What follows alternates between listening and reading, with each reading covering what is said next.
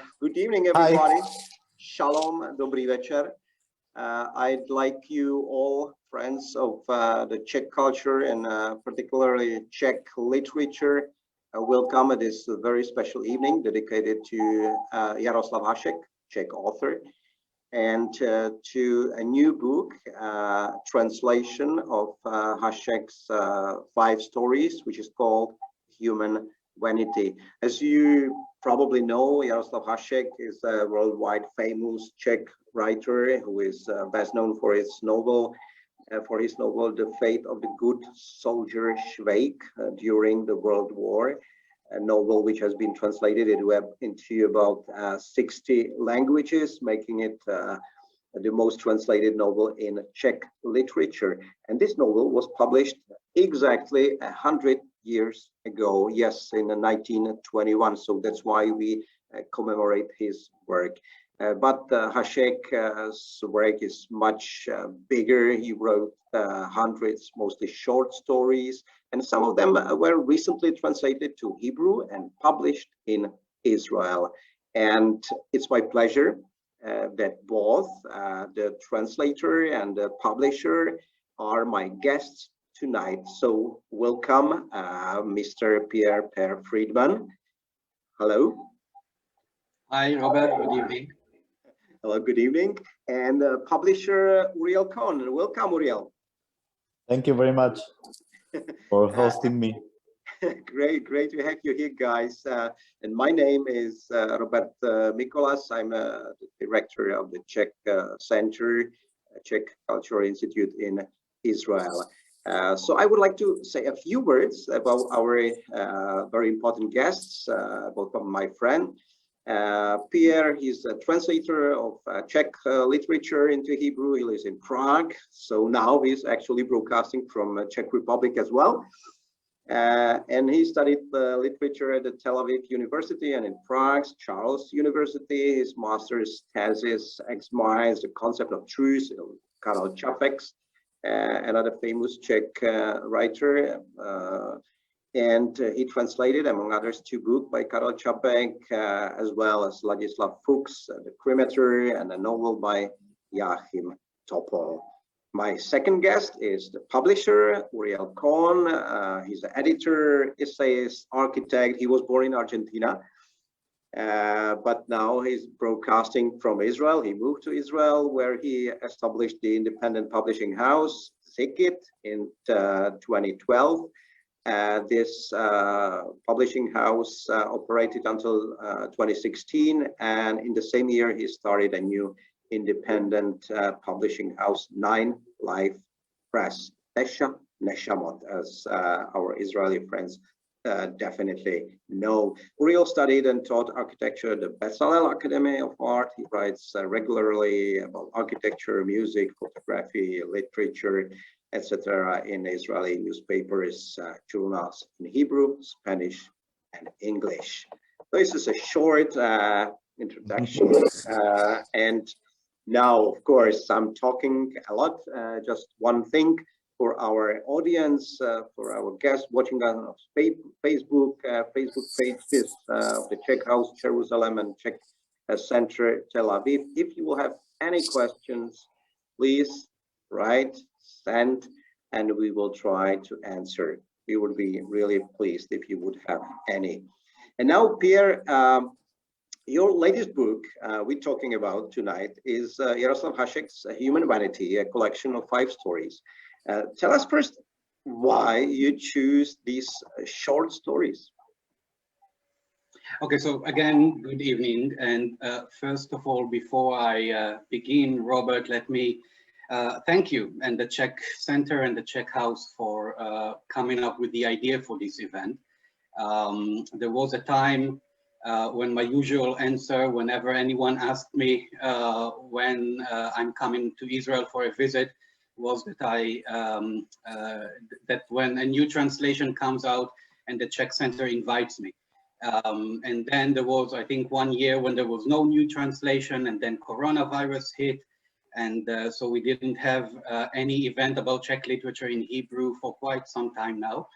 And I'm really happy and I'm really grateful, Robert, that we can have this book launch today, even if it's in this impersonal way, when we don't see the readers and the audience. So once again, thank you.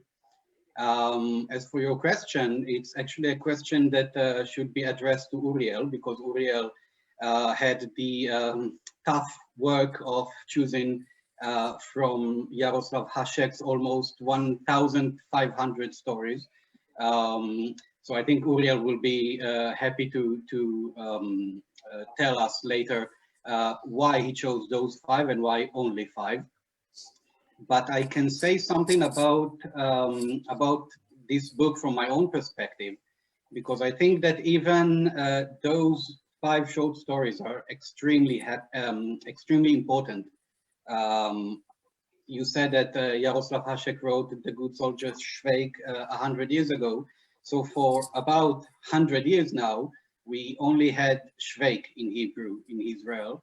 And also another collection of short stories about the city of Bugulma. And I have to say that it was never my cup of tea. I never found myself in this work. And I remember how 10 years ago, my then partner gave me a book of short stories by Hašek. I remember the sense, the feeling of revelation, because all of a sudden I saw a completely different Hašek than the one I used to know. And it was a Hašek that is anarchistic and free and liberating. And I think that this book, those 5 stories, this short collection, is now the first time that we have something in Hebrew by Hašek that really shows the real Hašek. Yes, Robert. Okay, perfect. So Uriel, it's your turn actually. Pierre asked you the same question. Why these stories? Why Yaroslav Hašek? Tell us. Well, first of all, thank you for hosting me this wonderful evening. I started. Of course, I haven't read all of the 1,500 stories by Hašek. But I did like, in the first place, the figure, the person, the character Hašek. And as I liked, for example, the Bugulma story, the life of the writer, which was so very, very awkward and strange. He was a candidate by I forgot the name of the party, of the certain progress of something, and he also ran a magazine about invented animals. But then I started to read his stories, 3 books that collect part of his stories, and then I realized that Hašek writes about about Europe as having an idiot history, and awkward and strange, full of deaths and wars, and Hašek takes the history of the stupid Europe, and instead of writing books about the bourgeois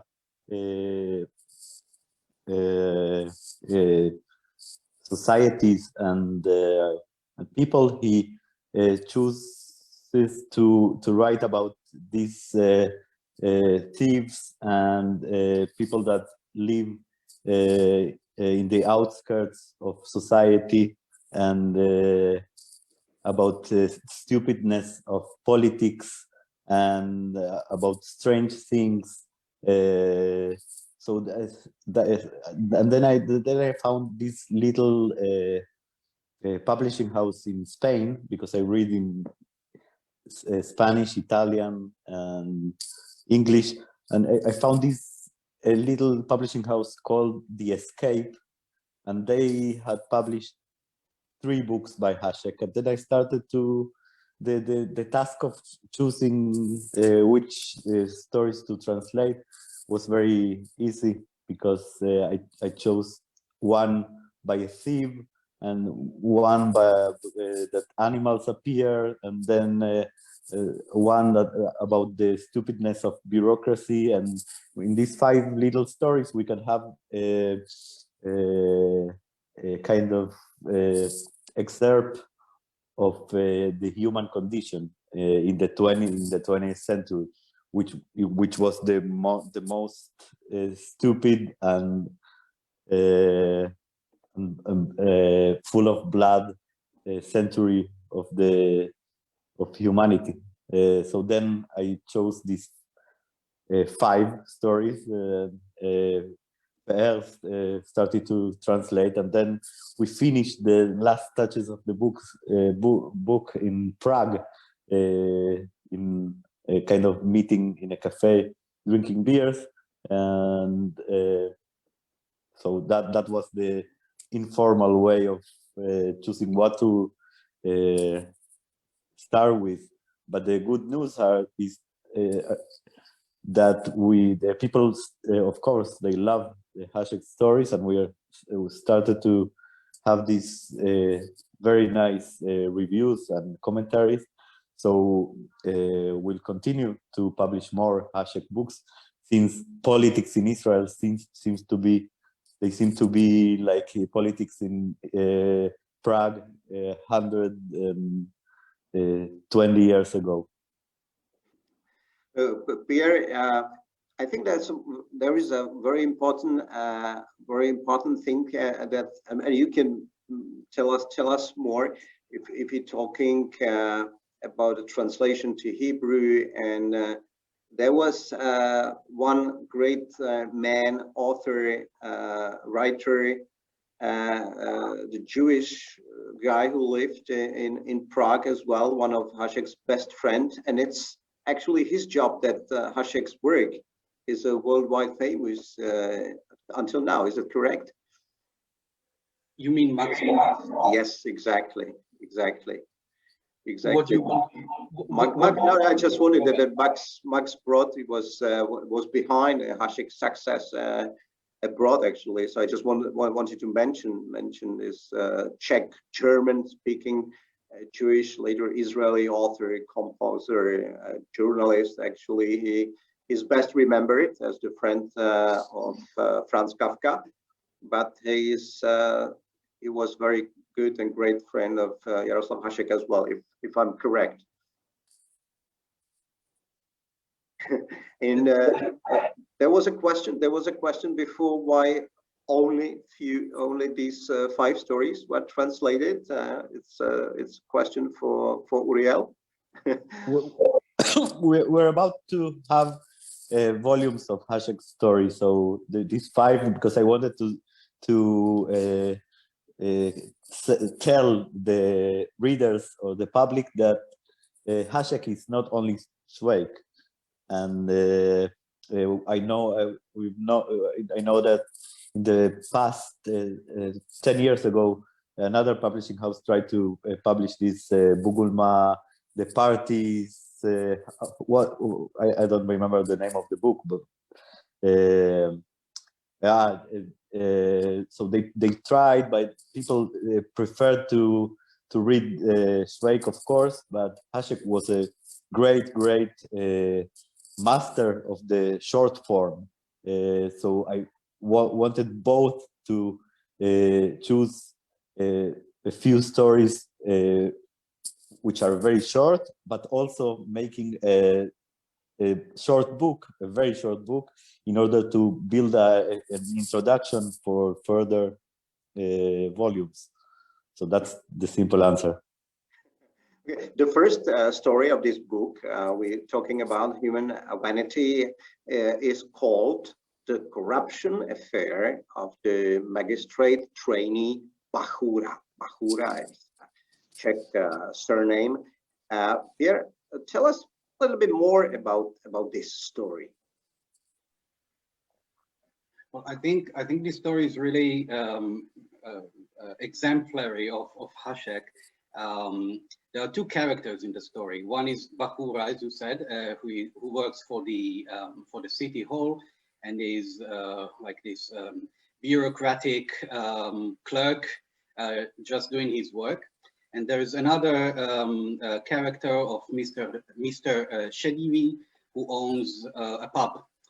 And the two meet when Bahura goes to inspect the pub as a member of a health committee, or sorry, it's not the health committee, it's the construction committee.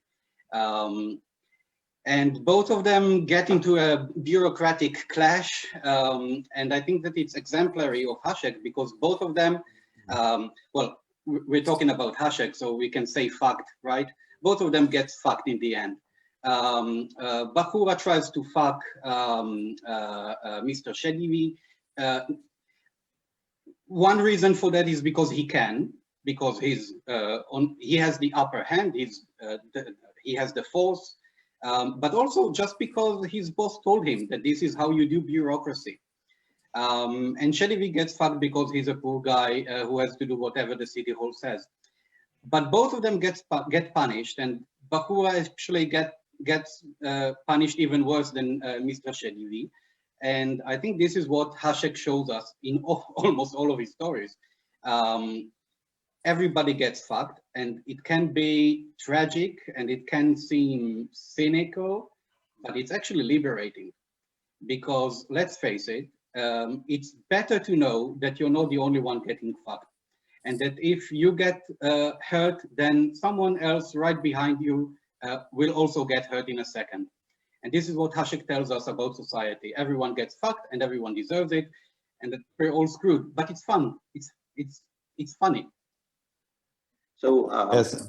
let's read a little bit from the first story, and it may be nice and interesting, as we discussed it before, to hear it in the original Czech language. So if I may, I would read a few sentences from the beginning of this satiric story, which is called in Czech language Korupční aféra magistrátního praktikanta Bachury. Magistrátní praktikant Bachura byl mladý, neskušený člověk, jenž nevěděl, že na magistrátě číhá tisíce nebezpečí pro lidi jeho druhu a že je třeba pevného charakteru, aby praktikant nepodlehl a nezapletl se do nějaké korupční aféry se svými představenými nebo i bez nich. Magistrátní praktikant Bachura nevěděl, že hydra mamonu stejně číhá, aby pohltila útlé duše magistrátních praktikantů, jako již pohltila i šediny mnohých obecních starších. So I think that's enough. Probably most of our audience didn't understand. I just wanted you to listen to the sound of Czech language, how melodious it is. But we need that our Israeli friends would understand it. So Pierre, please, could you read it now in Hebrew? Okay, so I will read a longer excerpt from the story, about a third of the story, which in Hebrew is called פרשת השחיתות של פקיד העירייה המתלמד בחורה. פקיד העירייה המתלמד בחורה היה בחור צעיר וחסר ניסיון, שלא ידע כי ריבו סכנות אורבות לאנשים מסוגו בבניין העירייה, וכי מתלמד צריך בו לאופי קשוח, כדי שלא יישבר וימצא עצמו מסובך באיזו פרשיית שחיתות, עם הממונים עליו או בלעדיהם. פקיד העירייה המתלמד בחורה לא ידע כי ההידרה של תאוות הבצע והממון אורבת שם ומאיימת לבלוע את נשמותיהם הרכות של פקידי עירייה מתלמדים, כשם שבלעה כבר גם סביבות רבות של לבלרים ישישים. כל פרשיות השחיתות העירוניות הגדולות שהסעירו את דעת הקהל מתגמדות נוכח פרשייתו של הפקיד המתלמד בחורה. בחורה מושחת נודד וטועה היום בעולם כי יהודה איש קריות לפניו, שהרי השחית את דגלה הצח של עירייתנו ושב והשליך בו בוץ ורפש, לא זו אף זו, חרבן עליו פשוטו כמשמעו. בבואנו לפרוס את הסיפור הזה מראשיתו, אין מנוס מלפתוח בפרשייה המכוערת שאירעה במלאסטרנה. במבוך הסמטאות העתיקות של מלאסטרנה שוכן בית המרזח של מר שדיבי. שדיוי זה היה אחד מאותם אדונים מגודלים וטובי לב, שאינם שועים לכללי הבריאות של העירייה, וצינורות האוורור במסבעתם מגיעים אפוא, מזה עשרות שנים אולי, הישר אל המשתנה. איש מהלקוחות מעולם לא התלונן, שכן הבירה הייתה חזקה, ובמשתנה היה חושך. באותה משתנה, שתפקיד חשוב שמור לה בפרשיית השחיתות של הפקיד המתלמד בחורה, לא היה אף לא חלון אחד שנפתח אל ארובת האוויר. לא היה גם פתח שישליך ולו מעט מן האור הטוב אל החדר הקודר והתחוב, ויהפוך את הכוך האפל לבהיר יותר, למעט יותר שמח. אולם אלה שנהגו לבוא לכאן לשתות בירה, היו מרוצים עד העצם. מלאה הסטרנה השמרנית בקבעונה המאובן לא השמיעה כל מחאה. אך בחלוף העיתים פרץ פתאום שעון החיים המודרניים גם אל משתנתו של מר שדיוי. ועדת הבינוי העירונית גילתה שני דברים איומים. צינורות אוורור שנפתחים אל המשתנה, או עבר מיד לטיפולה של ועדת הבריאות, והמשתנה החשוכה עצמה ללא פתחי אוויר. וכך אירע שהפקיד המתלמד בחורה, בתפקידו כרשם ועדת הבינוי, התוודע לראשונה למר שדיוי. הוא סקר במבט חודר את כל תחבולותיו של המוזג, שהתעקש ומחה בתוקף, כי הוועדה המעוללת עוד אפילו לא נולדה כשהמשתנה הזו כבר נענתה לצורכיהם של אי אלו נקבים, ולאף אחד לא היה חסר שום דבר. אף אחד לא צריך לראות מה הוא עושה שם. מספיק שיש מרזב שיסלק את המים, דלת הרי יש שם, וזה פתח מספיק גדול שייכנס אוויר. תרגע, אמרו לו, שלא תגלוש להעלבת עובד ציבור. אתה חושב שזה כזה תענוג להסתובב בין משתנות? אחר כך הורו לו לפרוץ חלון בקיר המשתנה, אבל לאור העובדה שמדובר ככלות הכל במקרה של שינוי ייעוד במבנה מסחר, עליו להגיש תוכניות ובקשה לאישור הריסת הקיר.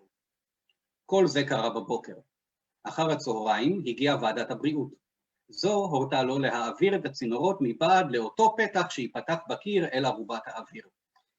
שדיוי כמעט יצא מדעתו. חייבים לפרוץ חלון בקיר, זה מה שהורו לו, אבל חייבים גם להגיש תוכניות ובקשה לאישור כדי שבכלל יותר לו לעשות זאת, ואת צינורות האוויר עליו לפתוח מסיבות בריאותיות אל אותה ארובת אוויר שאליה נפתחים חלונותיהם של כל חדרי השירותים בבניין.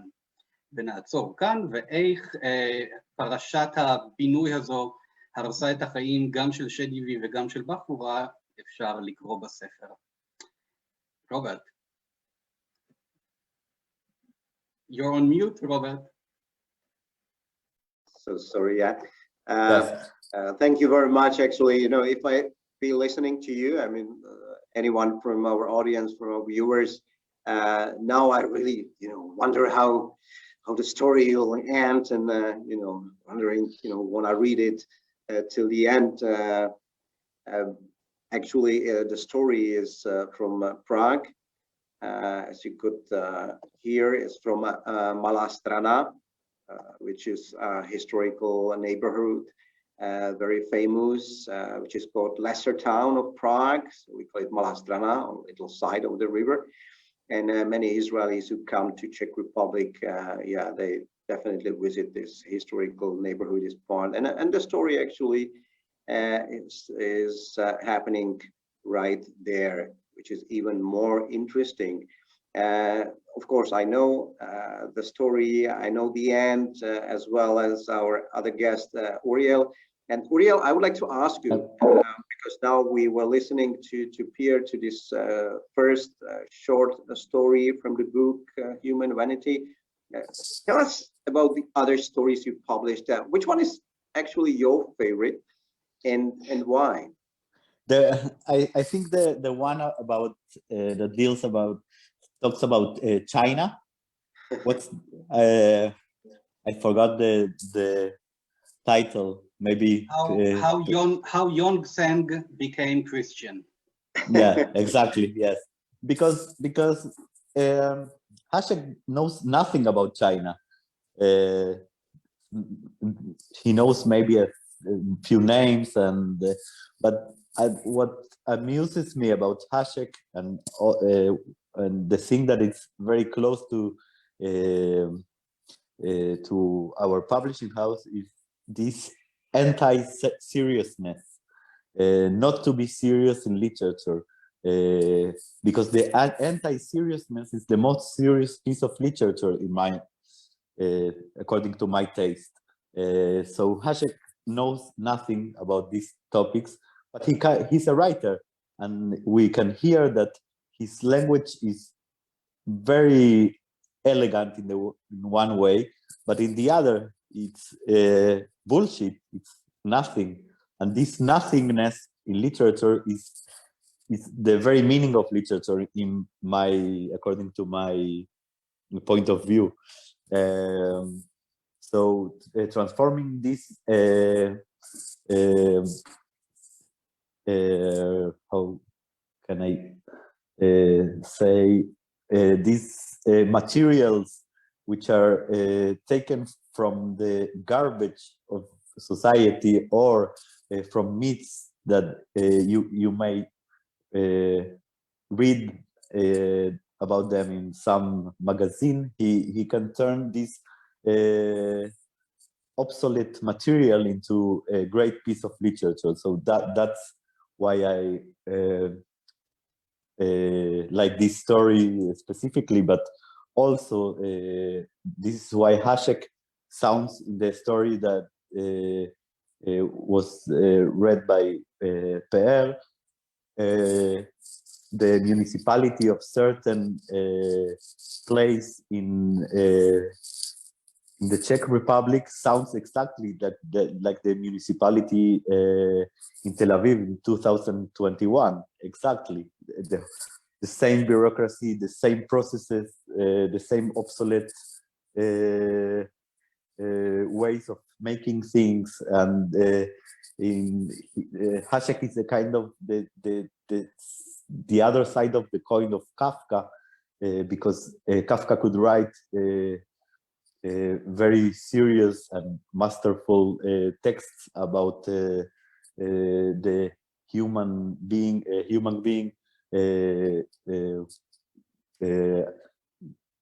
using bureaucracy, but Ashek writes the other side of this absurd live a life that we live in the 20th century and in our times as well. So yes, I like these materials that are completely not serious, made of informations that they don't matter. We are not reading an historical novel or a very bourgeois roman from the 19th century. We are reading Ashek, and Ashek can, in a few words, can tell us about the very meaning of what's being a modern citizen of the world. So it's actually I was thinking when you mentioned China and the Ashek didn't know anything about, or what I remember from school, Ashek was in Russia. That's, most people know that. Yeah, he spent a couple of years in Russia, and there was some mysterious mission. There is some news about his mysterious mission to Mongolia. What I remember, and he wanted that time. It's sad that he wanted to go actually to China, and he learned actually some Chinese. He learned Chinese. He learned Mandarin a little bit. But what he knew about China at the time, he never reached. That's what I'm sure. Or Pierre, do you know more? I must add, talking about China, that my partner, my girlfriend, she's a sinologist. She investigates the history of China. And when she read the story, the text by Ashek, so she told me, laughing, that it's complete bullshit, but but in the other hand, it's so funny and so Chinese in the other way. So yeah, one more thing. Yes. Sorry, Uriel. I think it's funny because the reader realizes that all this Chinese terminology cannot mean anything. It's overdoing it. And Ashek does the same thing in the second story in our book, Three Men and a Shark. There's a list of all the victims of this certain shark, which the main character comes up with, and you read it, and it's so overdone and exaggerated that you immediately know that even though he mentions all those Christian titles and different children that the shark killed, it's obvious that it's bullshit, as you say. And I think that this is what makes it so comical. Yes, exactly. And Ashek tells us, let's enjoy with this absurdity of life. We don't need to suffer. So let's enjoy with these strange and awkward materials. And the other thing that I would like to add about Ashek is that we are in front of one of these strange cases in which the life of the writer is quite similar to the text itself. For example, the life of Ashek was so strange and absurd. For example, he is maybe I'm yes, maybe I'm wrong, but he fought in the First World War, and suddenly he crossed to the other side. No, he was among the enemies for 5 days, and then he came back. This is one example. The other example is that while he was a candidate for I don't know for this political position, he used to hold these meetings in bars, and while writing that alcohol should be the mother milk of the society. So yeah. No, actually, he wrote most of his works in Prague pubs, and yeah, his prose was based actually on his own real experiences. So, and it's still not always clear what is true, what is only poetic hyperbole, and Pierre can tell us or can confirm that. And I wanted to ask Pierre, what was the most difficult part while translating Ashek into Hebrew? Everyone who knows me knows that I cry a lot and whine a lot whenever I work on any translation. The only translation I did without any problem was Ladislav Fuchs, the cremator. But Ashek was actually one of the more difficult translations. I think that mainly because you have to make it funny. And translating humor, I think, is one of the hardest thing anyone can do, as in our profession as translators. Plus, I think that exactly this, what Uriel, and I completely agree with him, with his terminology, bullshit. This pile of details which have really no meaning, right? Like it's just to make it absurd. Finding a way to translate all that into Hebrew, and the bureaucratic language, the Christian language in the second story, that's pretty difficult. We just don't have this vocabulary. Yes, for instance, laughing is an enemy of serious literature. So bringing this laugh, this humor, and this sarcastic language, and these forms of making us laugh is it's difficult to translate and also to write, I think. I would ask from our audience to try this interesting exercise, which would be reading one story by Ashek and one by Kafka. So I think that in the middle between these two writers, we could have a very essence of being Czech. Maybe I'm wrong. Yeah, and okay,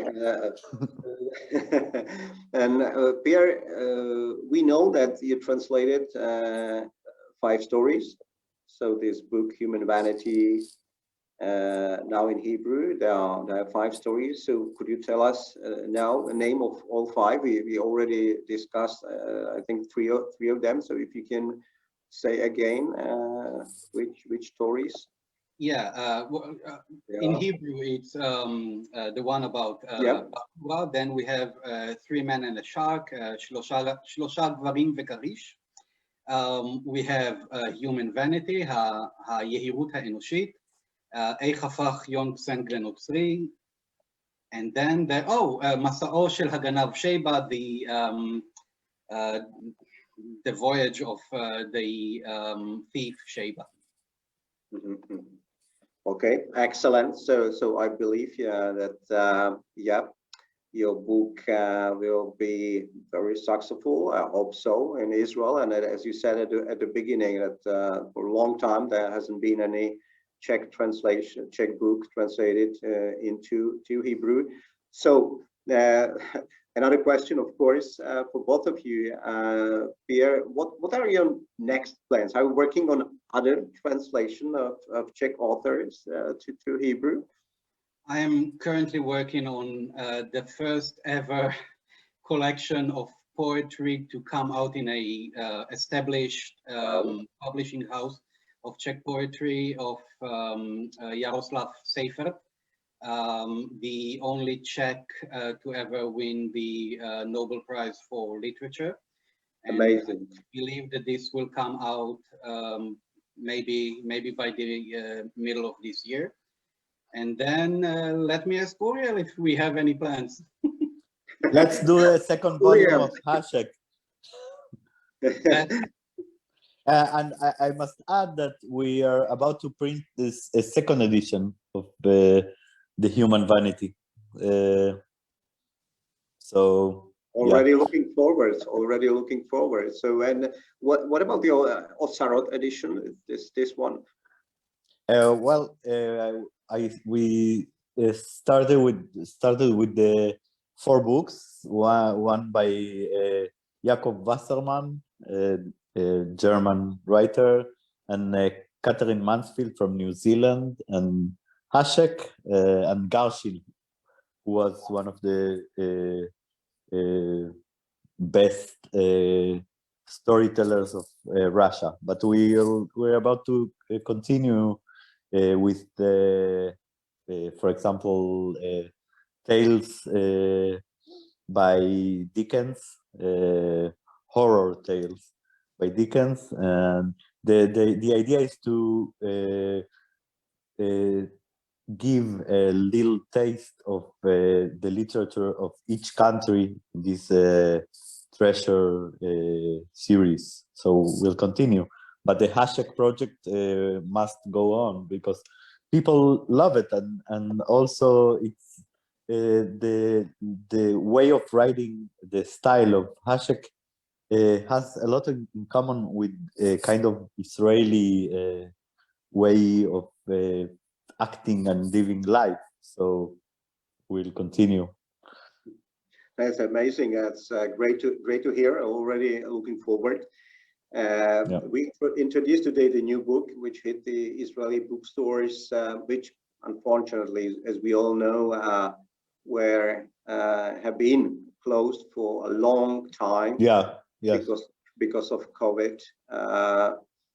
So Uriel, where it's possible to buy these books, by your book we're talking about tonight?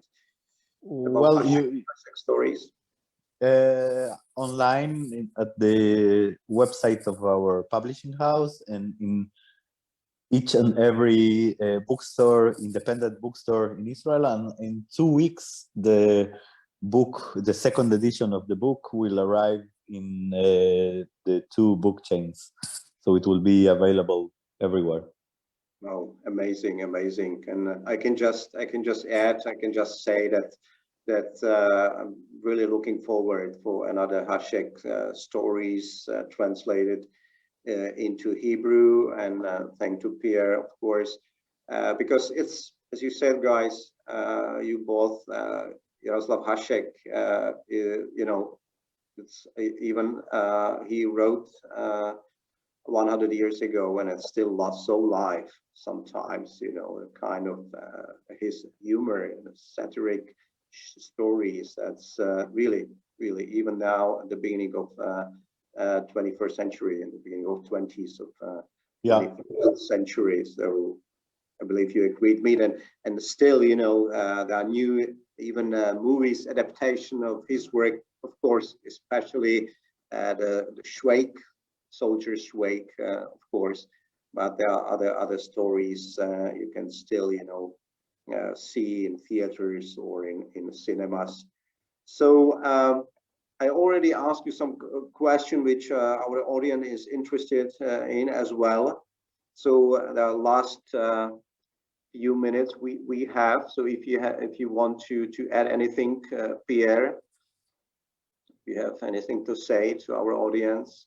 I just while Uriel was talking and you mentioned Max Brod, and I think that Uriel said something similar, but just think about what Kafka allows us. I hate Kafka. I can't stand him. His sadness and inability of dealing with this world, right? Ashek is the complete opposite of Kafka. He just tells us, as I said, just ignore it, accept it, be happy about it. And I think that's a very liberating way of thinking. Exactly, yes. I completely agree with Per. Okay. So there are no more question. If I'm checking our Facebook site, Czech Center Tel Aviv, Czech House Jerusalem. So there are no more questions. Of course, you know, people would have the opportunity to watch even later. So that's great. We're very happy. There is such an interest. So I would like to thank our 2 guests tonight. It was my honor that we could welcome translator Pierre Friedman, translator of the Czech literature into Hebrew, who, as I said, lives in Prague. So thank you, Pierre. Thank you, Robert. Thank you, Uriel. Thank you, Uriel, the publisher. Thank to him. The Israeli audience has the opportunity to have this book, to read it, Hashek's stories in Hebrew. So, gentlemen, thank you, Robert, very much for your time. Enjoy your evening. Hello to Prague, and cheers, as Yaroslav Hašek said. Cheers. You have Czech beer. Okay, excellent. Thank you very much, and good evening. Thank everyone who was watching us, and our friend. And we are, of course, working. We continue. Our next event will be this Thursday, the Global Science Cafe, another edition. And next week we are open a new exhibition in Tel Aviv, the Czech Embassy, our gallery on fans. So it will be about the Czech traditional costume, the history of. So thank you very much. Have a nice evening. Bye. Bye-bye.